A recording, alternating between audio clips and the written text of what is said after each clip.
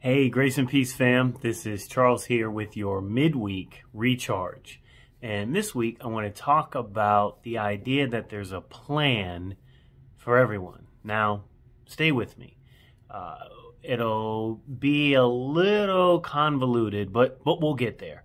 So we started to talk about in Connected Church and Sunday service, Paul the Apostle, also called Saul, and the journey that Saul found himself on after his encounter with Jesus on the road to Damascus, and the idea that Saul, this Pharisee, this Jew that grew up in the multicultural, multi-ethnic city of Tarsus, came to be the individual that he is because of this very strong and rich identity of what it meant to be a Jew, and how distinct and how separate and apart he needed to be, all Jews needed to be, as God's chosen people, and how that informed much of his reaction to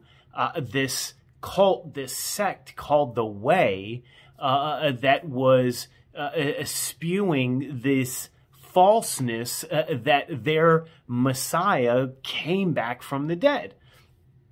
And so when we understand and kind of appreciate some of the context and some of the history that went into the development of Saul, we can not excuse, but we can sort of maybe appreciate, begin to understand why he was so zealous when it came to persecution, and then therefore why he was so zealous when he had his enlightenment. And I think that's important for us to consider and reflect on, because there is a plan for all of us. Now, the question always is, well, Charles, if there's a plan, then I don't have any choice, right? I don't have any agency. Everything has been scripted, and so therefore what I decide to do is irrelevant. And so I certainly don't have the capacity or even the training to get into a Calvinist predestination argument. What I do want to acknowledge is that for me, and I think for most Christians, the idea that for God to be omniscient, omnipotent, and omnipresent, then God's got to know, be in control, and be everywhere for the plan to come to be. And so my challenge for you this week is to spend some time in prayer and meditation and ask God, what's the plan? And am I tracking? Am I on the path that I should be on?